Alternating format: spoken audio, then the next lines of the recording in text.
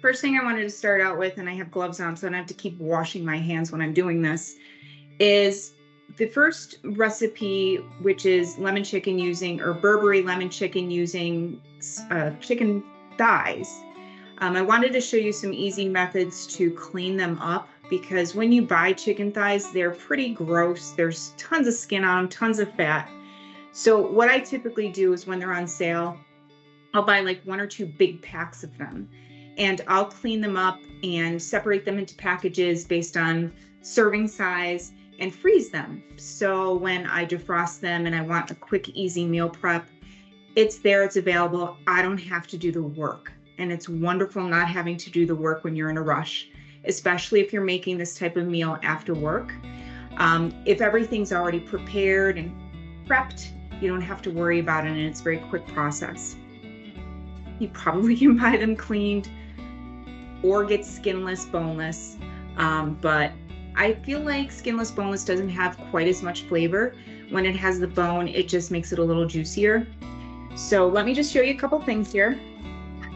So we're friend if you don't already have these kitchen shears. So I have a couple pairs. I have some that I use for mostly just meats, and then I have some that I will use for pretty much everything else. And I use it for everything. This is not for cutting open packages and things like that. It's really essentially to cut herbs or cut vegetables or things that maybe you're too lazy to get the cutting board out for.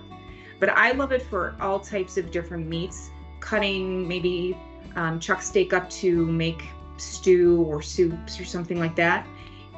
I might even just use a pair of scissors as opposed to cutting it up, depending on how big the piece of meat is. So when you get your chicken, it's going to look like this.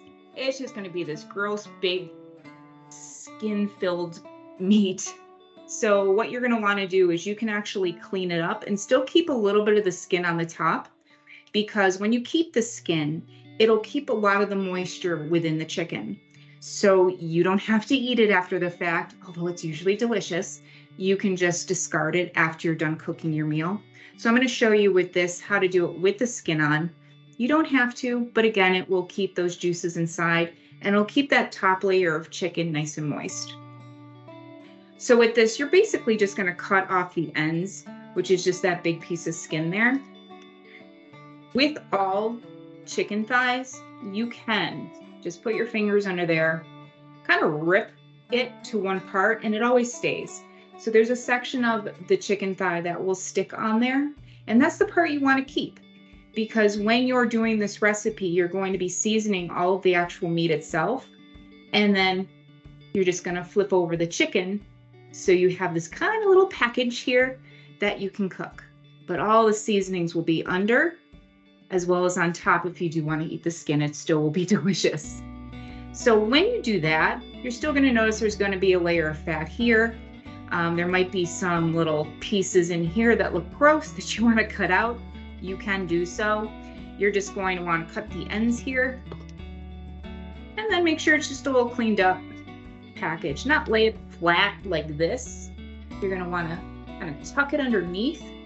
And what that does is it keeps everything nice and moist in the middle and protects that protects the meat inside from getting too dry. All right, so first thing, what we need to do is actually cut the lemon. That's the first step here, because we're going to want to put a layer of lemon on the bottom of this cookie sheet. And then we're going to put the chicken on top, the seasoned chicken. Handy dandy knife. Always have a really good knife to cut with. Make sure it's always sharp.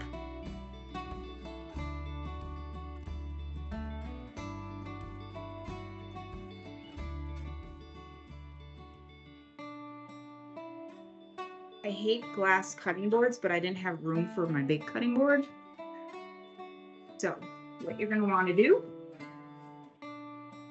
is just lay your lemons down, and I made a mess of them.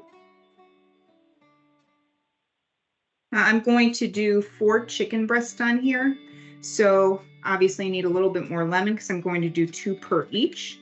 We've got 1, 2, 1, 2. I'm going to do a couple more here. Yeah, we'll just throw them all on because we can use that juice after the fact. All right, so we put our lemons down. Now what we're going to do from this point is we're going to season our chicken. So I've put a lot of information in these recipes because I want it to be very versatile for all of you.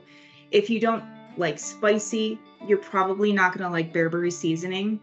Bearberry is an Ethiopian spice, and there's lots of different things that makes up this this actual seasoning mix, but it does have some cayenne in it, so it's going to be a little bit hotter.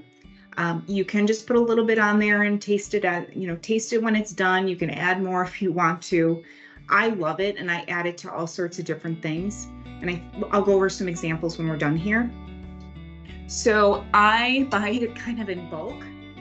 So I have it in my handy dandy little shaker here. And my cats are making noise in the background, driving me crazy. So let me do it this way. Right-handed. All right, so what we're going to do here is we are going to put the seasonings under the skin, like I mentioned. So we're just going to season that up there. Rub it in. You're going to want to do some on the bottom. Make sure it's nice and covered. Do a little bit on the top. Now what I mentioned is you want to do it into a nice little package there. And then what we're going to do is just place it right over lemons. I'll just get through a few of these really quick. Most seasoning mixes already have a good amount of salt in them, unless you make them on your own. And I do that often too. I will make them on my own if I'm trying to keep the salt down in my recipes. Like this. So I'm not adding any additional salt right now. Now, when we're done and I'm tasting the chicken, it may need additional salt, but as of right now, I think it'll be good. All right, so in addition to the bearberry chicken, in this dish, we also have carrots. Now, carrots usually take quite a while to cook, and of course, depending on the size of the carrots, it could take 20 minutes, 30 minutes, 40 minutes. What I ended up doing was I did this ahead of time, how much time we had today, and I cut them kind of pretty on the bias. So you have like long pieces of carrots. Buy a package of those crinkle cut ones if you want. Those work fine. Really any type of carrot is going to work fine here. I just thought it kind of looked pretty. So we're going to take these. I'm going to put a little bit of olive oil here and some seasonings. So here's my olive oil. You should see the stack of things I have over here. Now with this, I put to actually just add a little bit of cumin, and you can still just add the bearberry seasoning to this as well. It's totally fine. You can do really whatever you want. A little bit of salt. And some pepper.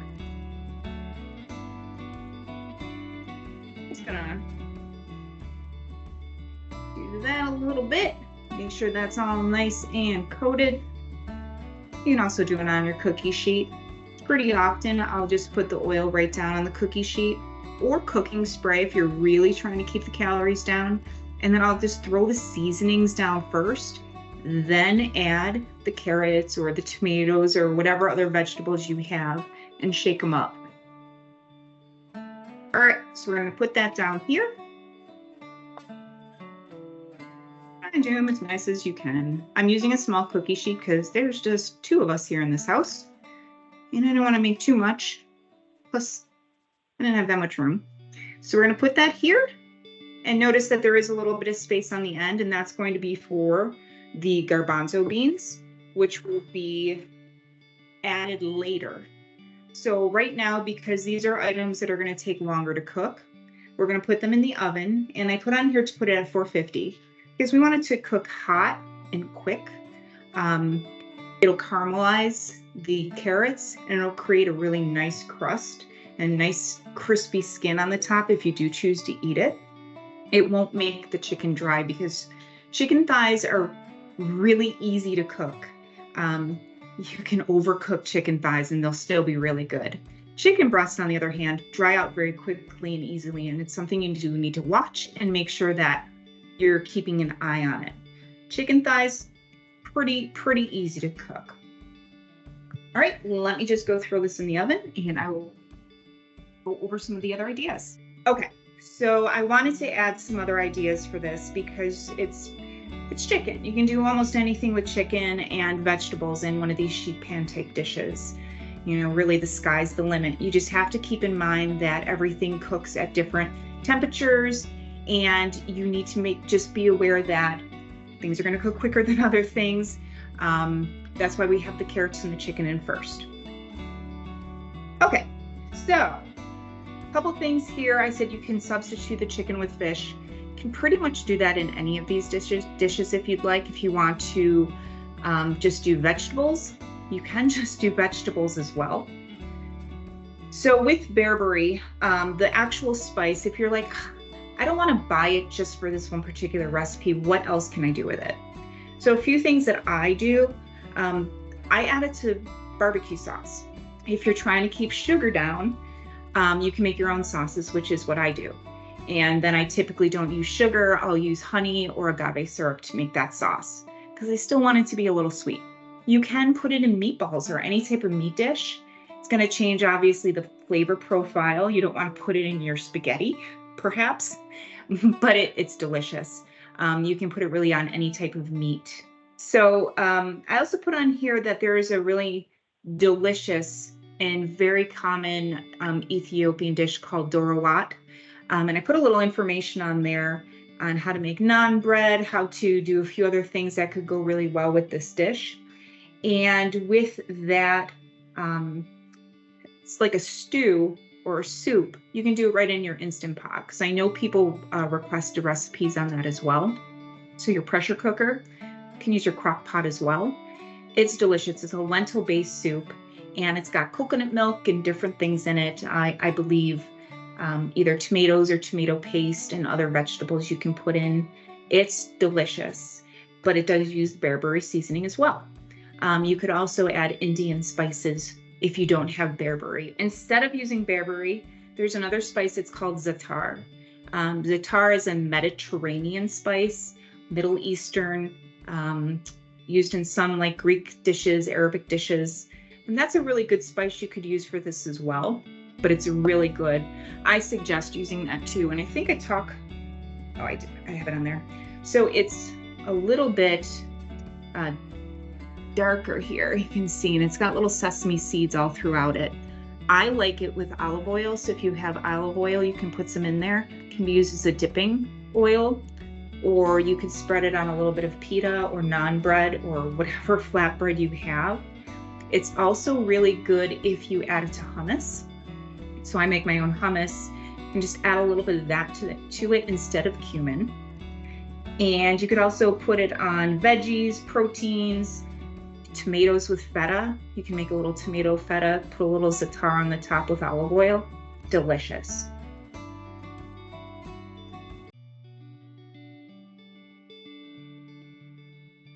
So this is the caprese chicken. So simple, really very versatile, because you don't just, if you have other vegetables, you can throw them in here. My thought was you could add spinach towards the end if you wanted to. You could add zucchini, you could add eggplant, artichokes. So I was thinking, wow, this would be great if you added a can of artichokes to here as well. They'll keep up with the whole cooking process.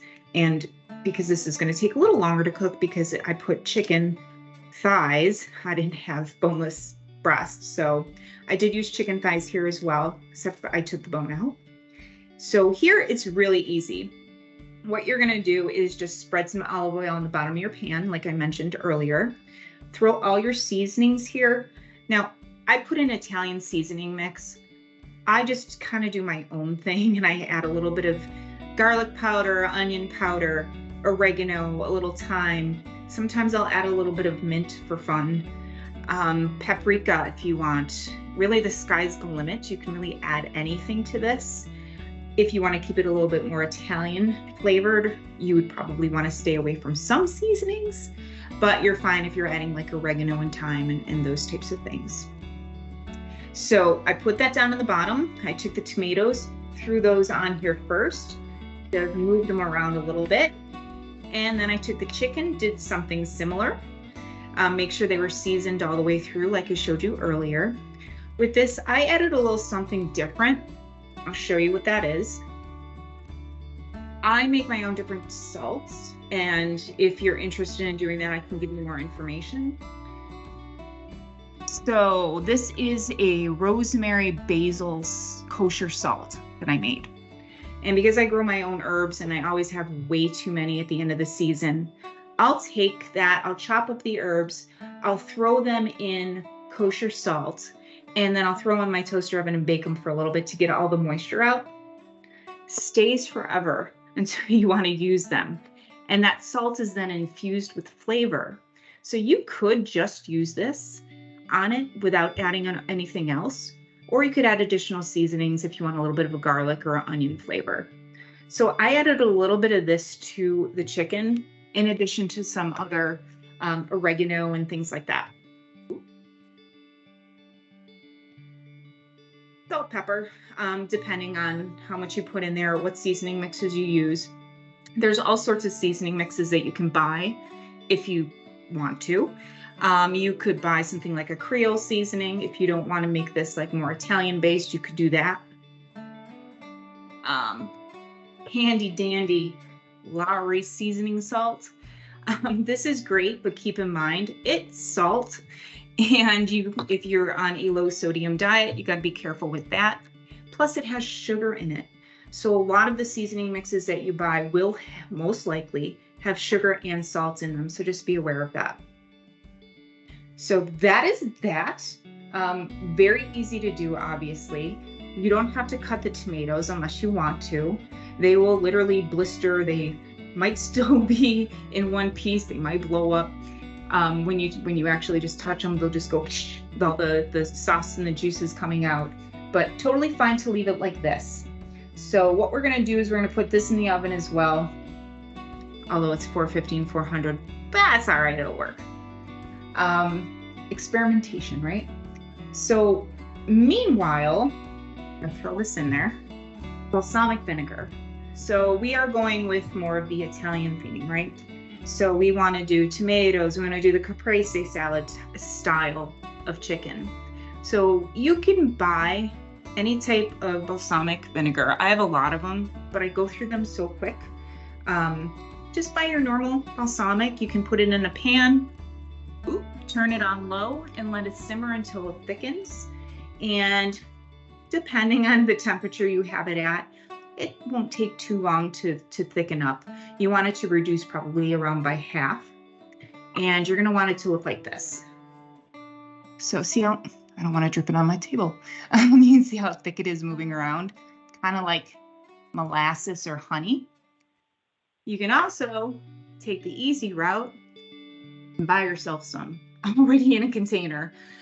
This is balsamic glaze from Trader Joe's. This is the one I like, and it's reasonably priced. So this I use all the time, and I just drizzle it over caprese salad. I'll drizzle it over Brussels sprouts. If I roast Brussels sprouts, you can put a little tiny bit of bacon. And this with even a little bit of Parmesan on top. Delicious. So in my notes section, obviously, here's some chicken and some tomatoes. I personally feel like I would need additional food. So I added in here to take arugula. I will take that, I'll add a little bit of lemon juice to it with a little bit of salt. I feel like arugula is pretty peppery as it is, so I don't add additional pepper to it. And you just toss that. When everything is done, you're gonna wanna put your arugula down. You could put a little shaved Parmesan on the top too if you'd like. But again, if you're trying to keep your calories low, you've already got a little mozzarella on your chicken, so let's not push it, Shannon. But if you want to, it's delicious. So you put that on the plate. You can put your chicken down on top with the tomatoes and the little bit of fresh basil, and it's a gorgeous meal. Now, if again, you want to have something else with it, a couple ideas, obviously, a wonderful crusty piece of baguette bread, delicious. You could use that za'atar and olive oil on the side if you wanted to. You could also use it leftover. So I have a bunch of food here. I don't know what I'm going to do with it. Most likely it's going to end up being something else tomorrow and the next day, because we'll have one tonight for dinner, and then I'll be like, got all this chicken and fish and things. What am I going to do with it? So with this, you'll be able to use it either, just cook some pasta up, any type of pasta. There are so many varieties out there today.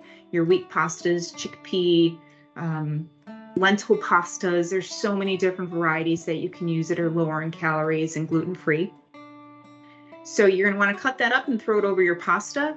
Obviously, the pasta is going to be lacking a little bit of flavor, so I would suggest just tossing it with a little bit of olive oil and similar seasonings to what you originally had on the chicken. Put a little Parmesan on the top. Beautiful. Maybe even a little fresh garlic in that olive oil. Obviously, you can use the leftovers to make a wrap, a panini, add it to the top of a pizza. There's so many different things you can do with leftover chicken or leftover really anything we're doing today. Substitutes. I talked a little bit obviously about za'atar.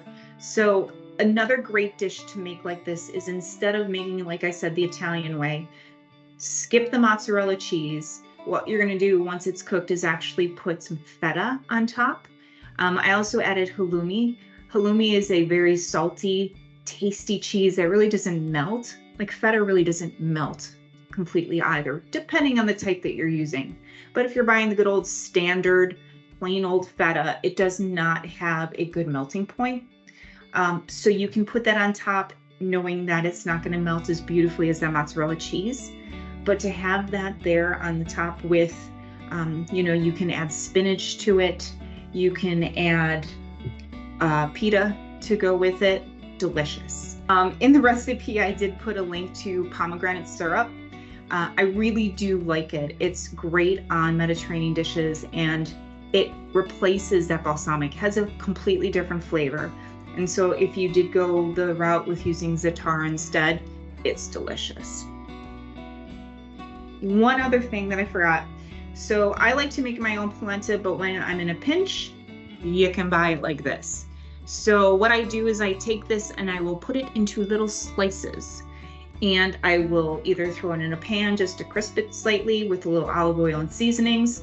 If you do that, you could create your chicken like the recipe states, but you can put it over polenta and arugula. So it'll make the meal a little more bulky, because sometimes I feel like I'm a carbaholic. So for me, if I ate this whole meal, I'd be hungry in like a half hour, maybe an hour. So I need something bulky to go with my meal. So that you could use polenta or something like that would work really well too. If you don't already know how to do this, chiffonade is just a method of, basically it's a cutting method. And this works really well when you are doing any type of caprese, especially when you have a lot of basil. I put basil on, God, it feels like everything in the summer. So what you're going to do is put them in a little package, just one on top of each other. You're going to want to roll it into a little tiny thing like that, a little cigar. And then what you're going to want to do is actually just cut it into little tiny pieces. I hate this cutting board. So then you have like the cute little pieces there to go over your chicken. So it makes it a little prettier than just doing it by hand and having that rustic kind of pull apart look.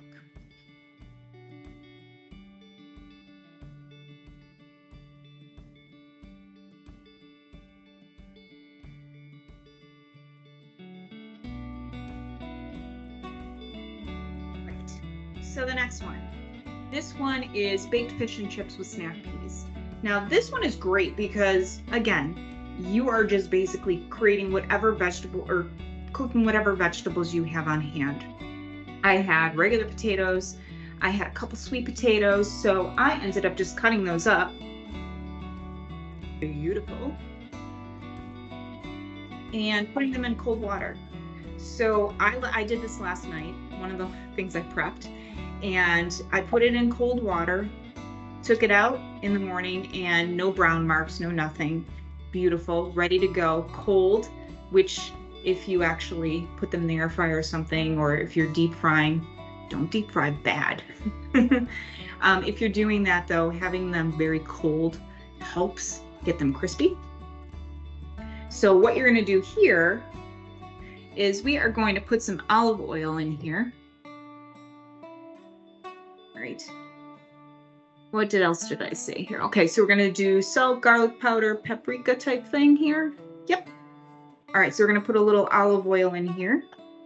And this, it looks like I'm doing a lot, but this pour doesn't really pour like crazy amounts of olive oil.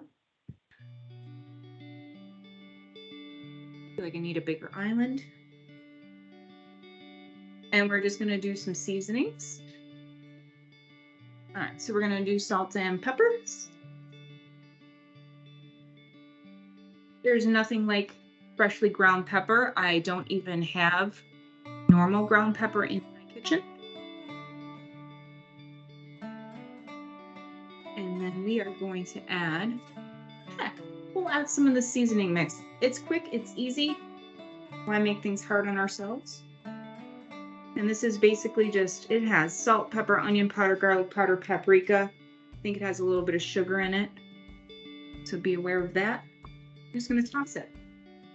Now, I would get in there with my hands, but I can't do that right now. So we're just going to go like that and say, beautiful, yay. There's the before. Okay. And here's the after. So what I ended up doing, because these obviously all will cook at different temperatures, I wanted to make sure that these were cooked at least somewhat through before I went to the next step. Now, fish cooks rather quickly. Snap peas are going to cook rather quickly. So you will cook these in the oven for, I believe I said 15-20 minutes. 15 minutes on 450 because you want to get them cooked quickly and you want to keep all the moisture inside while getting that little bit of a crispy crust. So I have a couple different styles of fish here that I had in my freezer. Now again, can make your life easier by just buying a standard lemon pepper mix, which is great, but I've also made my own mixes where you can just take lemon zest, pepper, as well as, and you can even do it like I mentioned, if you want to make your own kosher salt type mix and add lemon zest and pepper to it. Now, mind you, it's going to be way saltier than this, even though I find these are very salty. All right, so we're just going to, ooh, came out a little bit quick. All right, so we're going to make sure that is on the fish there. And we are going to put that on the side here. I needed a bigger cookie sheet, but that's okay. Here we go. And then we are going to take our snap peas. Snap peas or green beans. Snap peas are a little more expensive, I feel like, than green beans. You can just buy fresh. You can use frozen. Keep in mind, though, that you should defrost them first, because if you just throw them on here frozen, at least with this dish, all that water is going to seep into your potatoes and make them kind of mushy. So we don't want that to happen. So if you can, get fresh. You can use other vegetables as well. Broccoli, cauliflower, anything like that works. I saw it looks pretty because I like colors to be different in my meals to make it more interesting. So if we have fish and then we have the sweet potato, regular potato, and then the snap peas, it just looks really cool. All right, so we're just going to do the same here. And mind you, if you're watching your calories, want to keep this healthier, you can use cooking spray. I use cooking spray probably too much. Probably not that healthy. I don't know what they put in it besides oil. But you can just put a little olive oil. You can use cooking spray in here too. It's totally fine.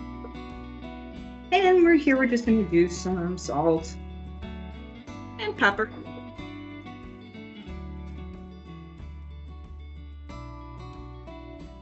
And I put on here to put a little garlic powder, which I don't have out, so we're going to skip it.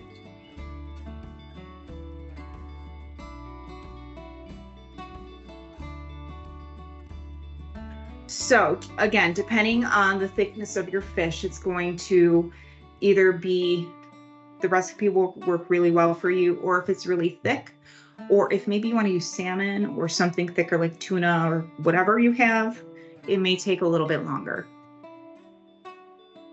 One of my favorite things to do is use panko to create a little bit of a fish fry feel to things. So you can do the same thing here as opposed to just having a baked fish. You could use just a little bit of an egg wash, or I think I've mentioned on a few other of these cooking sessions that I like to use buttermilk for my dredge when I try to create a deep fried feel, like a breading.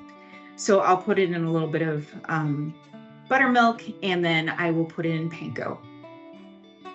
Sometimes I'll just season the buttermilk and then I'll leave the panko plain, and then I'll season it to taste after, because sometimes you never know if it's going to be too salty. So sides, if you want to have additional sides with this, and obviously if you want to mimic the wonderful fish fry, you can make a coleslaw mix to it as well. I like to just do an oil and vinegar coleslaw. I did leave a link on here to someone else's recipe. It's very simple. I just use whatever I have, whatever I'm in the mood for. So either I make it sweeter or not sweet, more acidic. You can do however you want with, or do whatever you want with coleslaw. It's very versatile. They have obviously the mayonnaise style, which you're just adding a lot more calories to that. The oil and vinegar, the oil vinegar with just a little bit of sugar or agave or honey to it is a delicious side to any type of like fish fry, or really any of these dishes. Leftovers. If you have leftover fish, I feel like leftover fish is never as good because it's hard to reheat it and not have it dry out. So one of the things that I've done, because I overcook and I make too much all the time, I can't help it. I will use it for fish tacos. So instead of like really cooking it again the next time, I'll just really quick throw it in a pan just to heat it through quickly, and I'll make fish tacos, wraps, anything like that that's quick and easy to do. And it's delicious the next day. You have all the flavors from the original meal. If you have leftovers, throw those fries in there too. Have a wrap with fish, fries, coleslaw, delicious. Trust me, I've done it. Throw some snap peas, why not? Now, the chicken isn't quite done yet, but I wanted to show you what this looks like so far. Hopefully you can see that okay. So the tomatoes are starting to bubble up and get all nice and yummy. You can see all the juices that are at the bottom. Hopefully you can see them. See the chicken's cooking really well. That needs a little bit more time. So this one would be you can see the carrots are starting to caramelize and darken on the top. They're going to be amazing. There's a ton of juice on the bottom too that you can use. So right now it's the time where I'm going to add the garbanzo beans. Okay, so all I did was I took a can of garbanzo beans. You can also use good old dry version too, but it's a lot more work because you have to rehydrate them. These are best for making falafel and hummus, but the easier way is just to use the canned stuff. We want to season them up. So we use bearberry seasoning on here. We used a little cumin here. You can do whatever we want with this. Turn add just again a little bit of olive oil.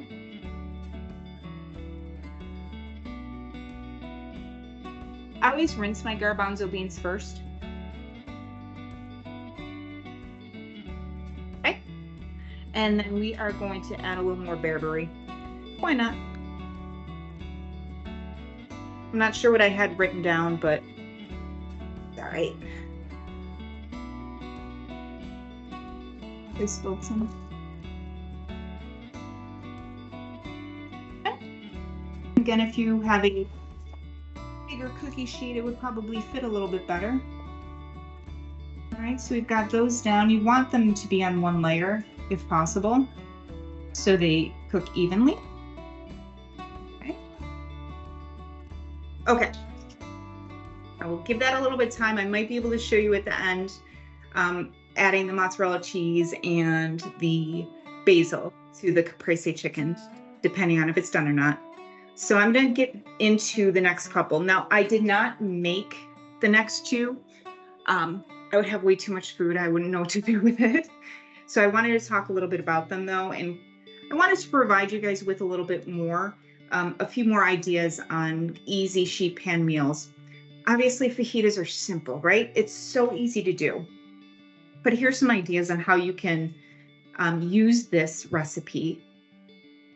So with this, basically you can use chicken, you can use steak, you can use pork, you can do whatever you want, whatever type of meat you have on hand. And what you're going to do is you're going to cut that up into little strips like a fajita, and you're going to use taco seasoning of some sort. Again, I make my own, but the packaged stuff is fine.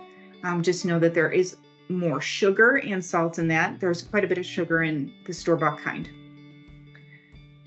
Onion, pepper, any type of peppers you have. So if you have just bell peppers, you can also use jalapenos in there if you want to add a few strips of that. I like the taste of baked or roasted jalapenos in addition to fresh. So you could do both. You know, I like my heat, so I do both. So you're just basically going to put them all on your cookie sheet and cook it very similarly to what we've done with all these other recipes.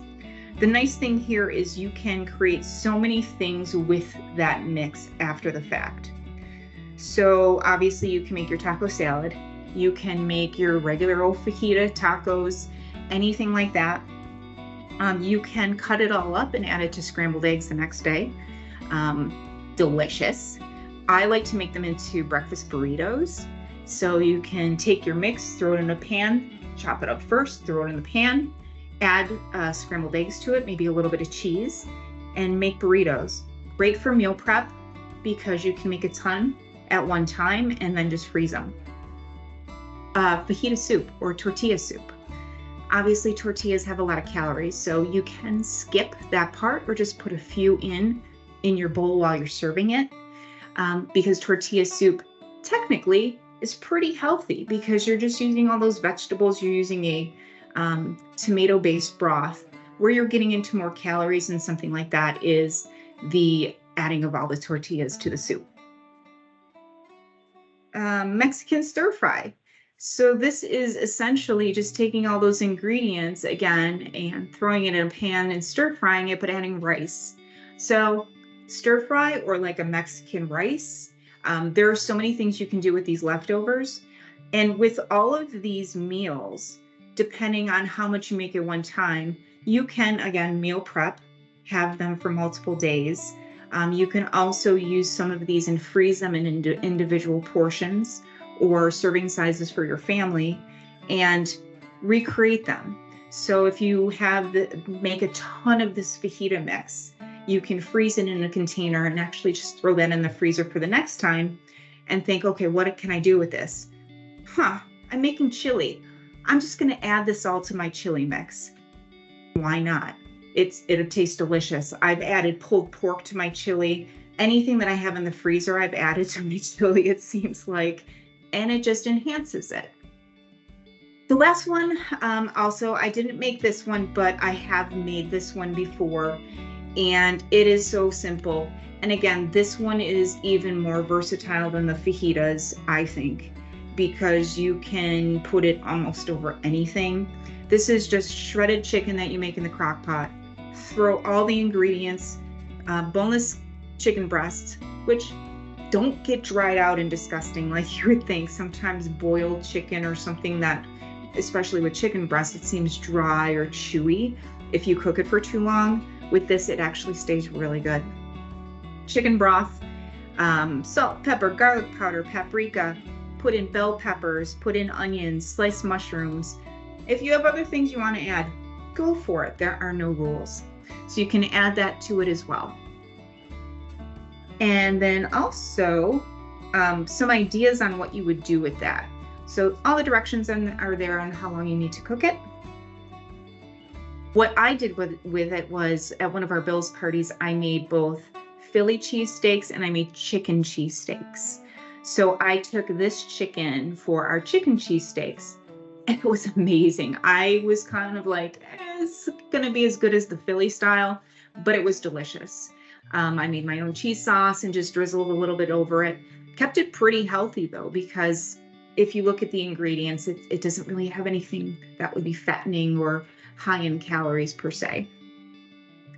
Another thing I like to do is with this chicken mix, you can put it over rice, you can put it over couscous, lentils, things that you already have maybe made. You can add barbecue sauce to it. You can make it into paninis, pizzas, etc.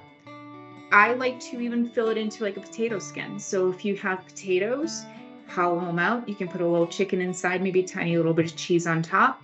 Maybe add some veggies to it, extra veggies to it if you want to. Spaghetti squash is one of my favorite things to use in place of rice or pasta or something like that.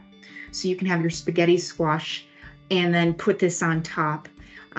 You can add a little extra to it if you want some additional flavors, cheese, barbecue sauce, other types of sauces to kind of bring it up a notch.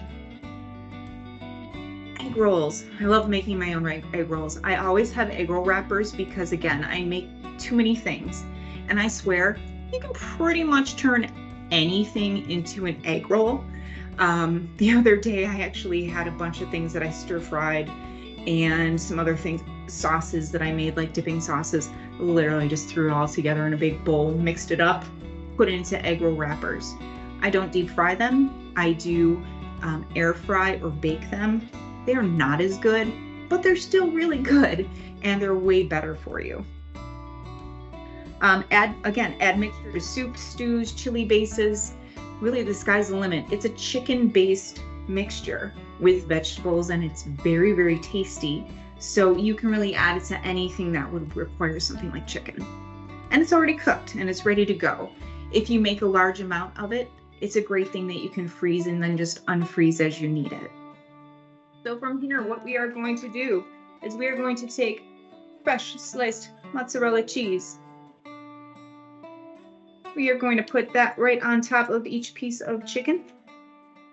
And there's an extra piece. We'll just leave that. I'll eat that off camera. And then what we're going to do is we're going to put that back in. Now let's pretend that it's done. When you bring it out, all that's going to be ooey gooey and delicious. You're going to put a little bit of the basil on the top. You're going to serve it on a plate. You're going to put the tomatoes around it, and beautiful.